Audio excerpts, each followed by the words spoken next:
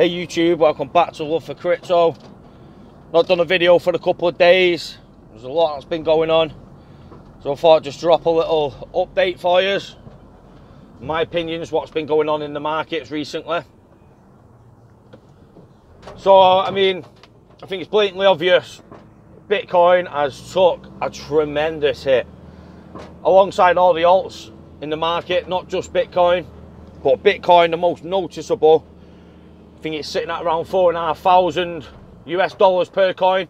It took a big drop from the 6,500, and just before it did drop down, I actually made a video about how XRP, how utility was sustaining the value of XRP itself, and I think that's come to light much more since I've done the last video. Well, as I say, I think when I did that video, Bitcoin might have been at 5,700. Today it's at 4,500, but still we've got XRP sat in that range of between 40 to 50 cents. Of course, it's took a hit. There's only so much the utility can take at the moment. When I do say that, I mean the ledger payment volume. We've probably got around 3 remittance companies using XRP in payment flows. We've seen a steady 200 to 250 million in payment ledger volume each day. And that is definitely supporting the selling pressure that we have received overall in the market, from the speculative market, because that's what it is in reality. You know, Bitcoin acting as the main peg. If you want to buy your altcoins, especially the ones that haven't got the fiat pairings, you're passing through Bitcoin, you're passing through your Ethereums. It is acting as the main peg. So as it has took this tremendous hit, it has dragged the market down with it. But I think it's fair to say, for the first time in crypto history, that XRP has held its own. And I think this is down to one thing and one thing only, and I think it is down to the utility aspect of what XRP is offering to the world.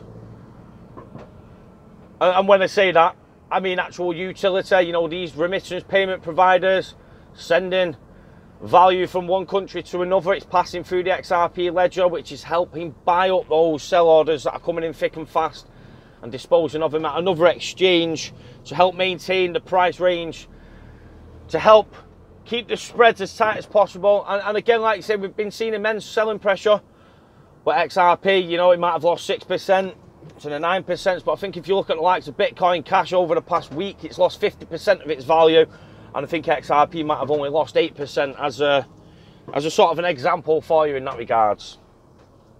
So that's great. That's really showing the decoup. I would like to say it's fully in effect now. I think we've managed to obtain that decoupling from Bitcoin now, and I think this last bear run has shown that to be the case. There's no two questions about that. So that's obviously that little topic there. I mean, I'm just elaborating a little bit further on from the video before. I did say this was going to happen, and it was great to see XRP holding its own as the markets continue to tumble. There's been a lot of fear in the market. It's backed. Exchange launch has been pushed back to January now.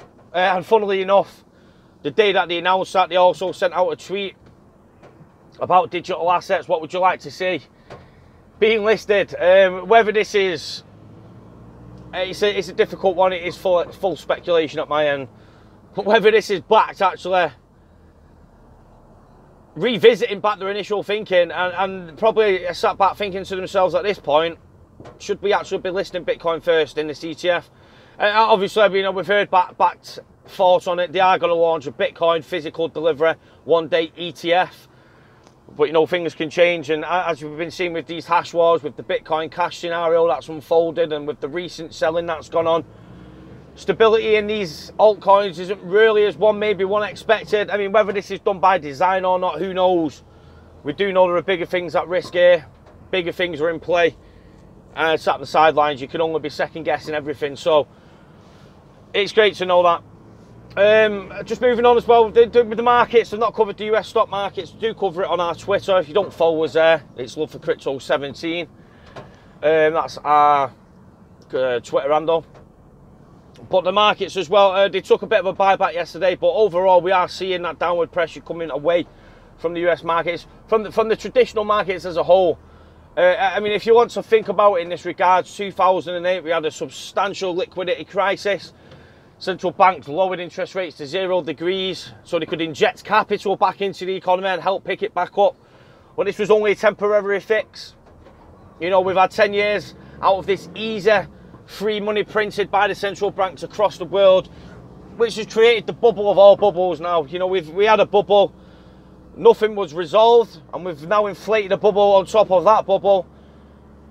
And my own personal view, I do believe the US markets are going to take at least a 50% hit overall from its high. And again, that won't happen overnight. And my opinions have changed slightly now due to a better understanding of the bigger picture. And it's hard to grasp the bigger picture, it really is. And again, it is only my opinion. Don't take it as the gospel. But in that regards, what we've been seeing is we've been seeing the bleeding in the US markets, we've been seeing the bleeding in the gold markets, in the precious metals markets, your commodities, if you want to call them, and we've been seeing it in the crypto markets. We're getting a lot of bloodshed, and it does seem like the crypto markets are correlating to a degree with the traditional markets at the moment. But again, I think that's just a look over here, don't look over here type of moment. Obviously, we've had Peter Schiff coming out, absolutely ridiculing Bitcoin, altcoins, cryptocurrencies, saying they hold no intrinsic value whatsoever. But have no fear, ladies and gentlemen. I've got a record of that podcast, and when the time comes, that will be a video to be remembered.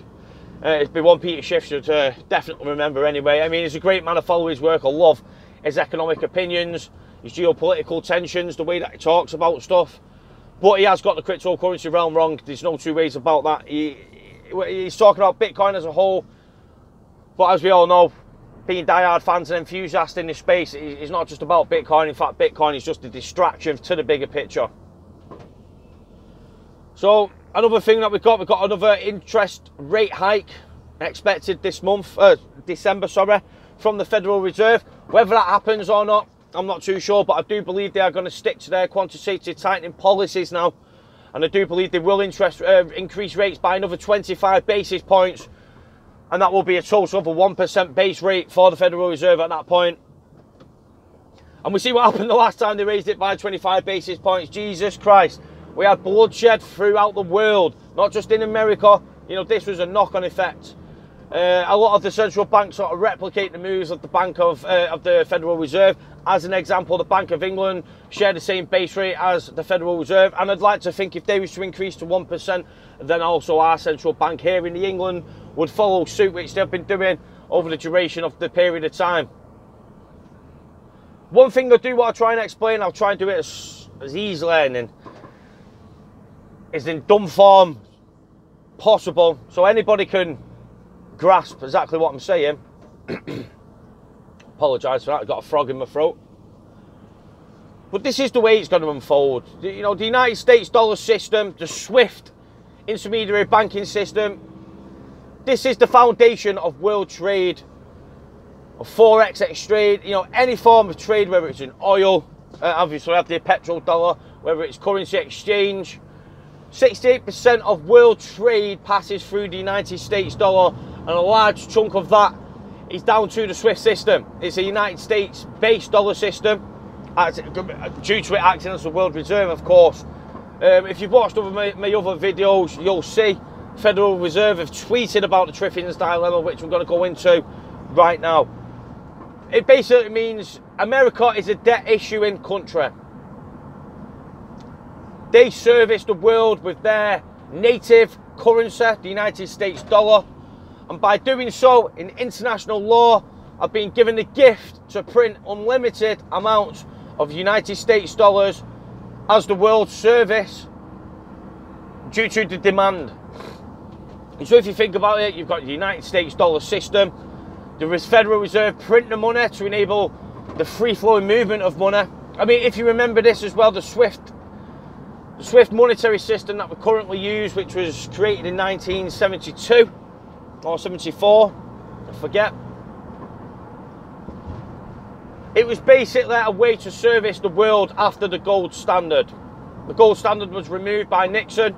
We then placed the petrodollar system and the intermediary banking system, which then followed. It was just banking evolution. That's all it was. There was nothing more to it, apart from there was more demand for checks to be cashed in, rather than it travelling through one bank to another bank to another bank. You know, they create the Federal Reserve bond, if you want to call it that. That's how it started off in the United States, but then obviously it went cross-country as well to sort of follow suit in that degree as well. That's how it happened. So you've got the SWIFT system now, the intermediary banking system, where if you want to exchange value from one country to another country, it has to cross borders, and by doing so it needs to use this intermediary banking selection and step in order to do so. Now what we're seeing around the world is a demand for faster payments. You've heard the Faster Payments Task Force. Over in here in the UK we have faster payments already domestically. You've heard the ECB, and they've got their TIP system, which is going live or is already live. And they're making a faster payments domestically for the European, the Eurozone, the central banking system over there. So what we're now starting to see throughout the world is demand for faster payments. Why should we, as people, in an era where we can receive PFDs, documentation, live stream images from the International Space Station, as Brad Garnhouse always says, we can get that on demand within seconds. But when we ask for money across when we ask for money across borders, it isn't the case. And for everybody who deals domestically, for the likes of myself, I was never made aware of this situation, this problem. Bear in mind, the problem was once a revolution. That has now become the problem. That's all it is. Again, we're in need for evolution. The 2008 financial crisis, again, when the interest rates were low to zero, central bankers around the world came together in United Nations meetings, come together united in collaborative effort, and basically laid it on the table. We need a new monetary system. The system we have got is crumbling. The cracks at the foundation have shown, and banks are now at zero interest rates. If you look back into the 80s, we was at around 25%, and ever since the 80s, we've slowly but surely stemmed all the way back down to zero. And what's happened is every crisis that had followed, interest rates was dropped, more capital was pumped into the system, and then we continued through that cycle on those interest rates until another crisis occurred, interest rates were dropped, and then we injected more capital back into the economy to sustain the downpour, and then life commenced again for the next cycle, and so forth. And that's all it is. We had the gold standard from 1944, which was then changed to the petrodollar status because the dollar exceeded the peg of the gold, and we needed adjustments to the monetary system at that point. So then obviously the petrodollar was born.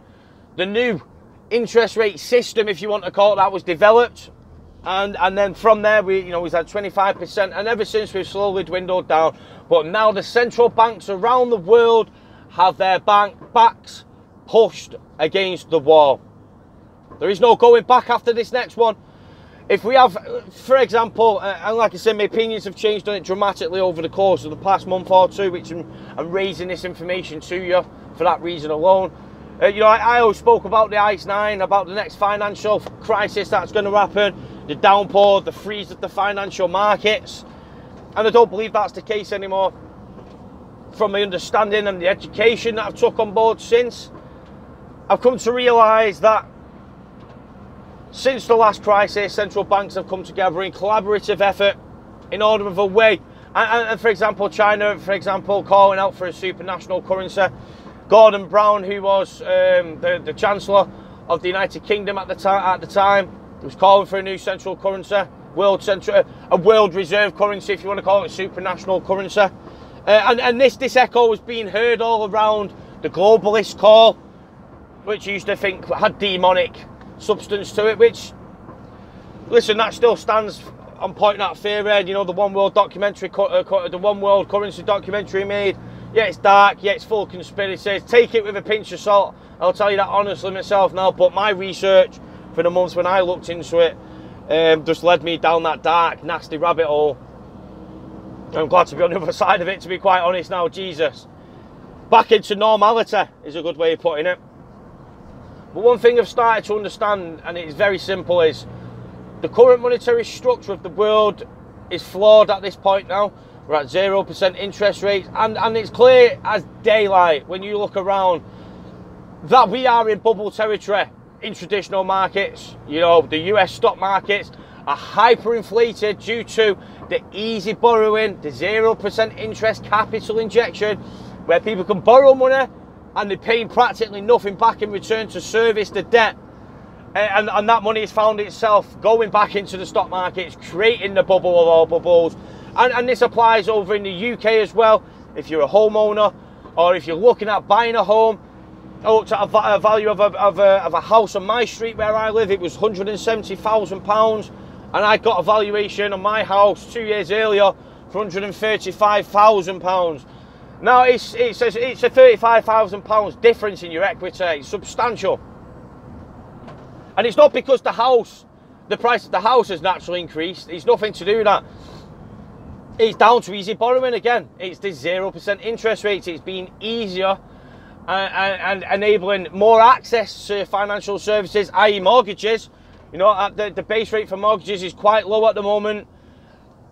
And it's enabled more people to come onto the market. We've got the government help to buy scheme. You put X amount down, we'll put the other amount, the other amount of your initial deposit for your mortgage down, and we'll go and help you buy that house. You know, a deposit usually would have been 10, 15, 20,000 pounds to buy a house. Now you can pick one up as cheap as £5,000 deposit with help to buy from the government. So you could call it £2,500 and you've got yourself a house. And what that does is it creates demand in the markets. And by doing so, you've got more buyers, less sellers. The laws of supply and demand, they push up the house prices. And that is what has happened. That is the economic developments, the problems that have consisted from the easy borrowing, from the overextended 0% interest rates, or near zero, shall I say. So it's created the bubble of all bubbles, and that bubble is bursting. Like I say, I don't think it's going to go off with a vicious bang anymore.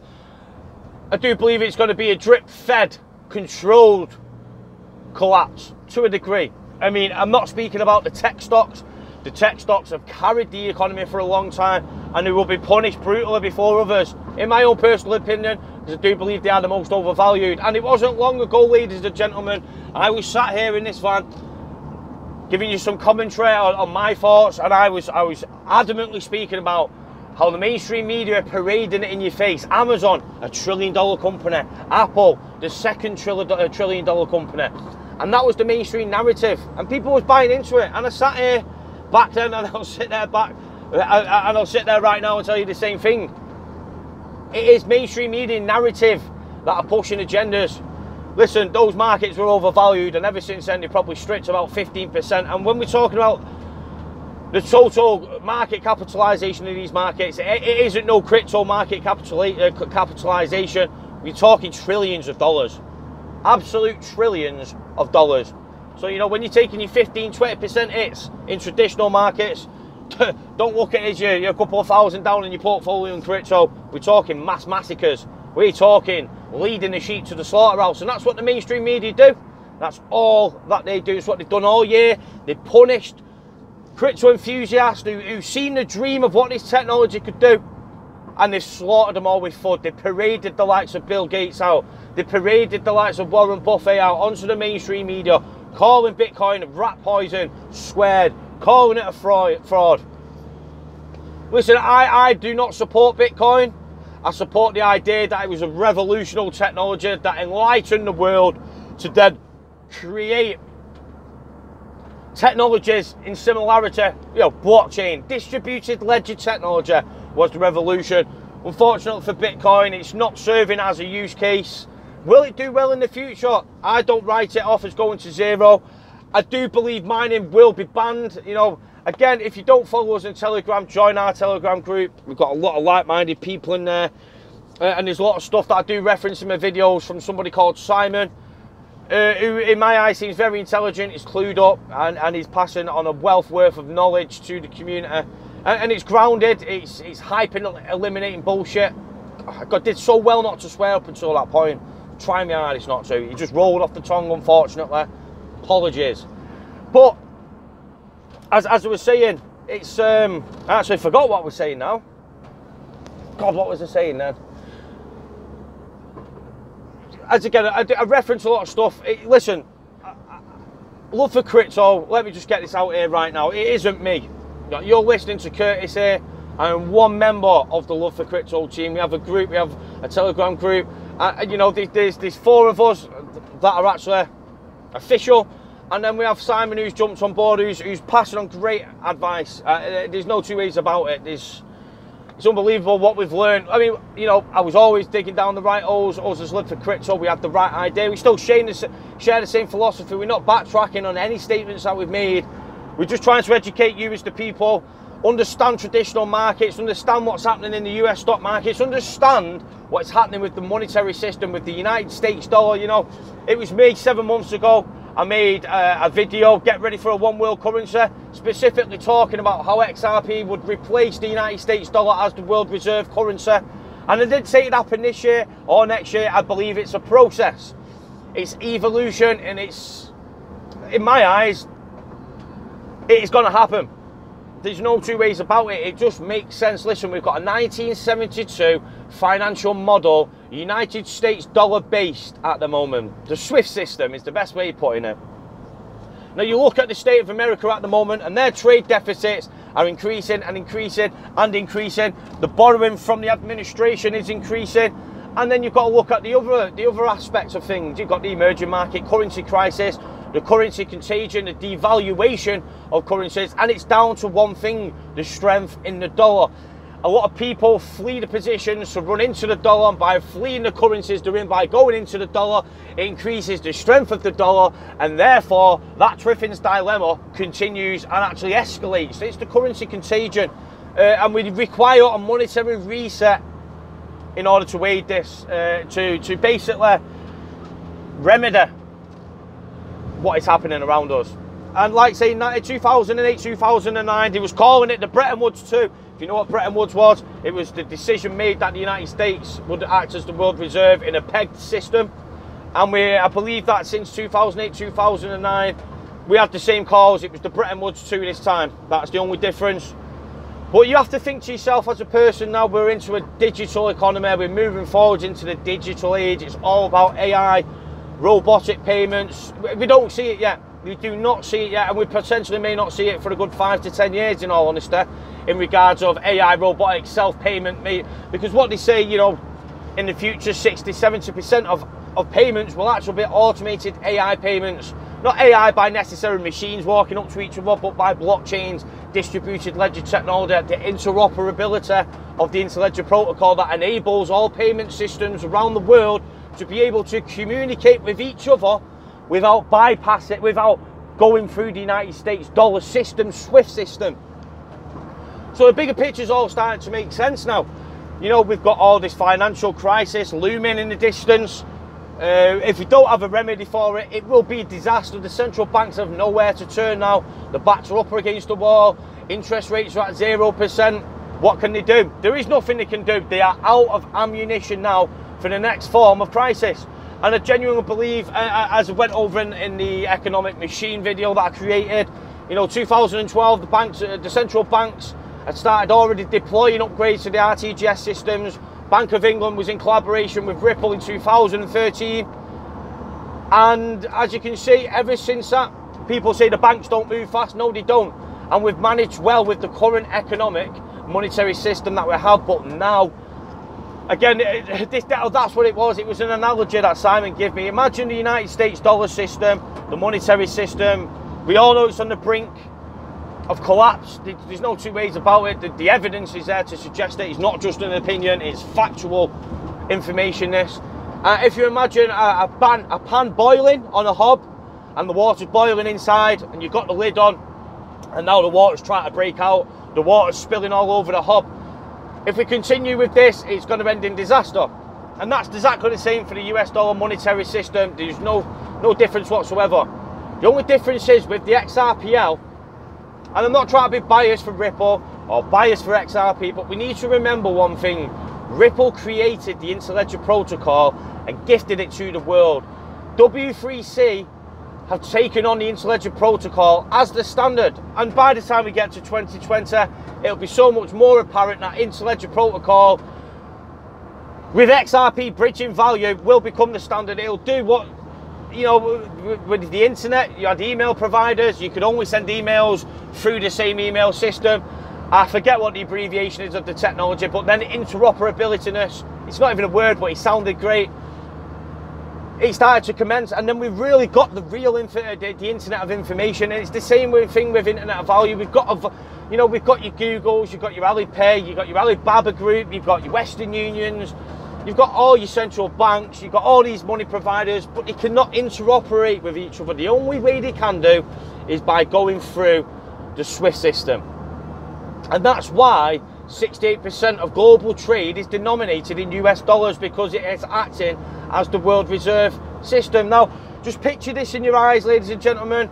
Let's go to 2030. This technology is matured, it's been adopted and been developed from all parties around the world. Google have got their own distributed ledger technology platform, so have Amazon. All the banks have got their own. And where we used to see this as competition, we need to actually embrace this movement, because the more people that are adopting this distributed ledger technology and interoperability, it means more people are adopting the Interledger protocol, that technology that Ripple gifted to the world, that's been taken on as a standard. Listen, all boats rise in this harbour with this technology. If you're biased only for XRP, you're wrong. Ethereum will do well. Bitcoin will do well. Yeah, they may ban mining Bitcoin, but that will just give Bitcoin a fixed supply. And then the scarcity is even more than what it is today. It will be your digital gold 2.0. Everything we see in the world will be tokenized for interoperability, and that's the roadmap.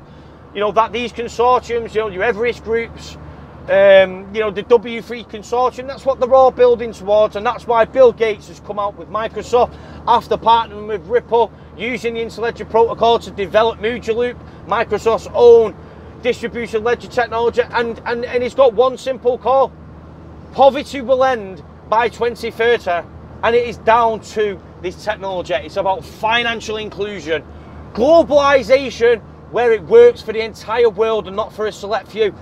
This is the call. We have a pegged-backed currency system, the United States dollar system. It started off great. They had interest rates to move with each other. If there was ever any crises, they could drop rates to pump more capital in, so that it could be financed and serviced at a cheaper interest rate to enable the growth. Remember, everything that the IMF deal with is one specific thing: it's economic growth. That's all that they care about, the stability of growth around the world. Now listen, we will have zero growth. It will be Armageddon on Earth if we see a collapse of what we seen in the 30s. I forget what the crisis was called again. The Great Depression, whatever it was.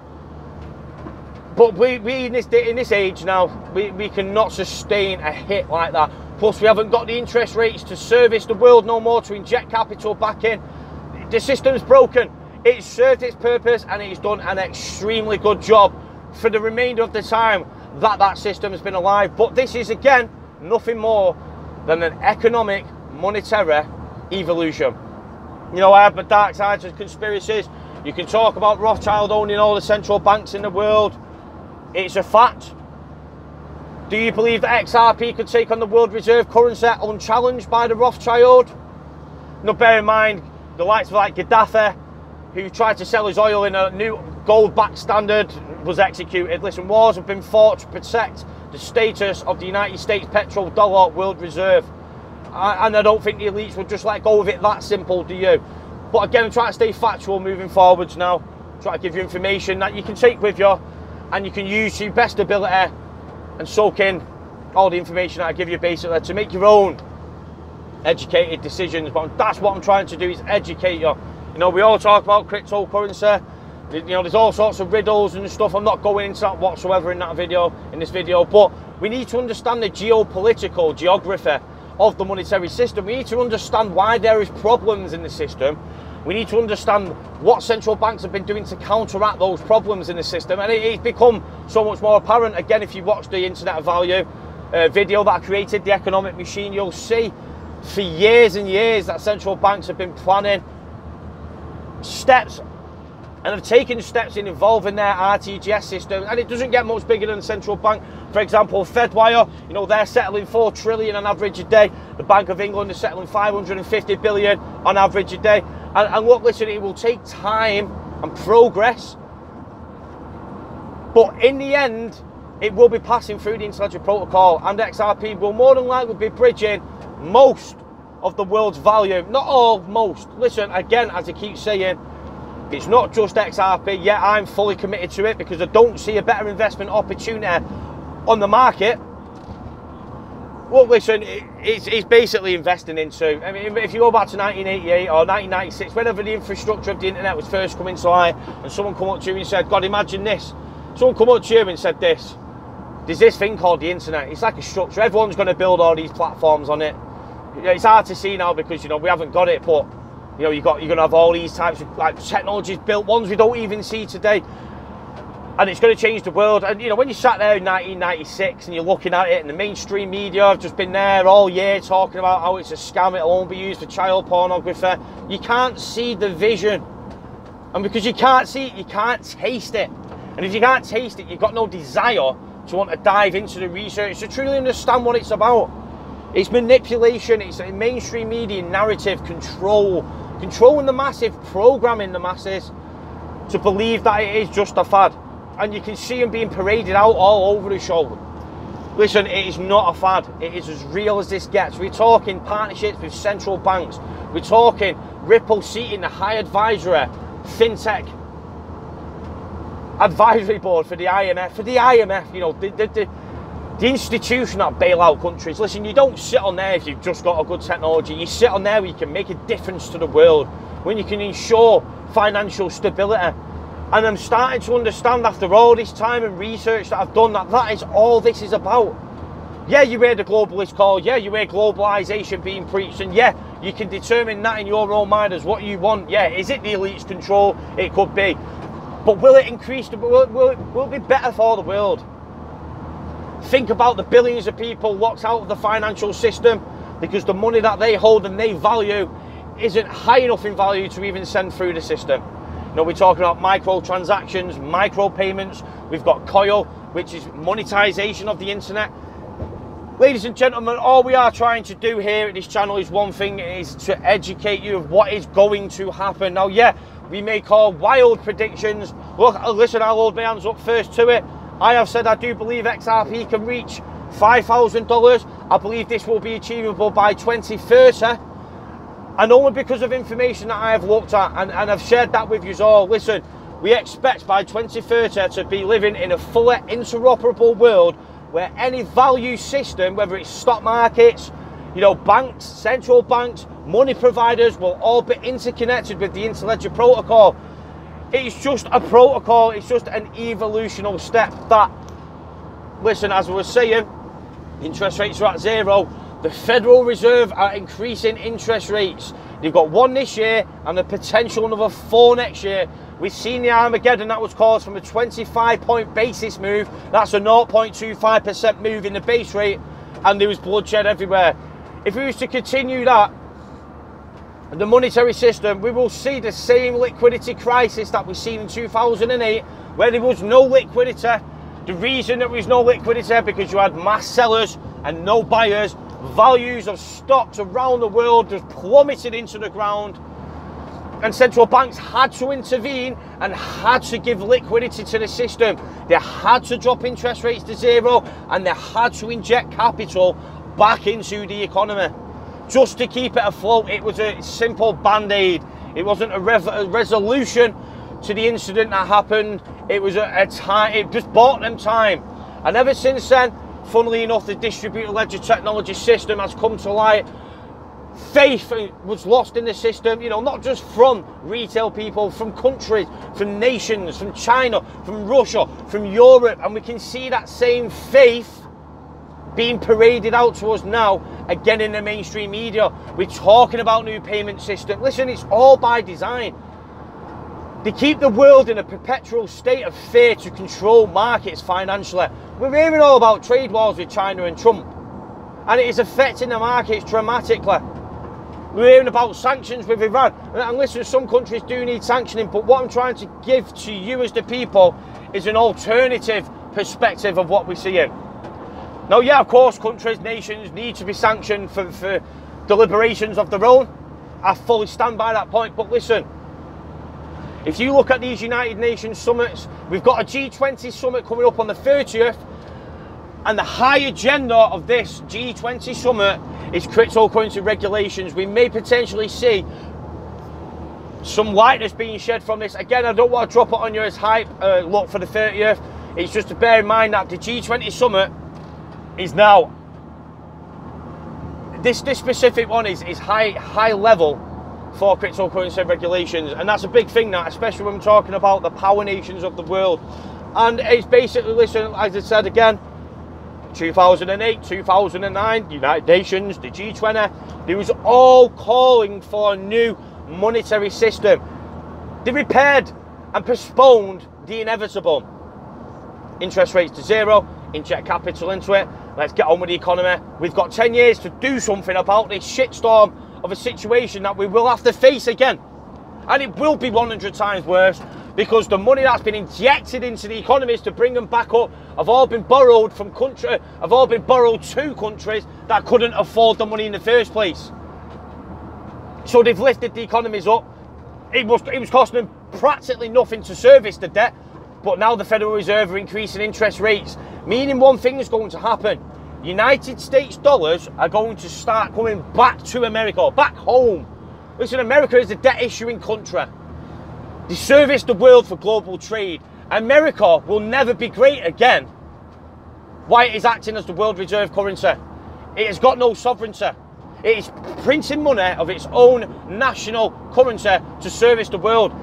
And the path is unsustainable. The Triffin's dilemma is becoming so much more apparent at this moment in time. And again, it was the Federal Reserve who tweeted out talking about the Triffin's dilemma and said if a private cryptocurrency was to take on the world reserve role, it would eliminate the Triffin's dilemma for those currencies.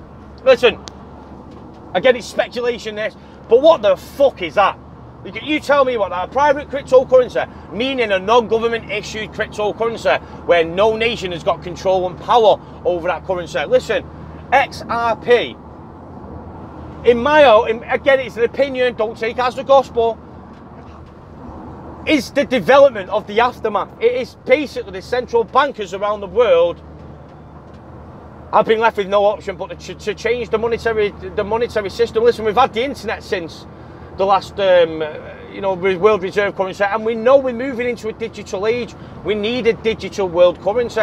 We can't service micropayments around the world when they've got to take 5 to 10 days to settle. We can't have global economic acceleration from faster payments when we're going to be having more payments, adding more and more backlog to the settlement time. There's more risk imposed.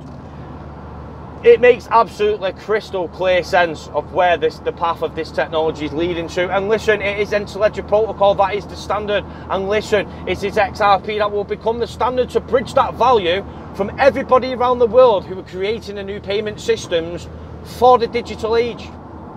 And that's all we try to teach on this channel. As it's done a little bit long this, but I hope this was a very educational video.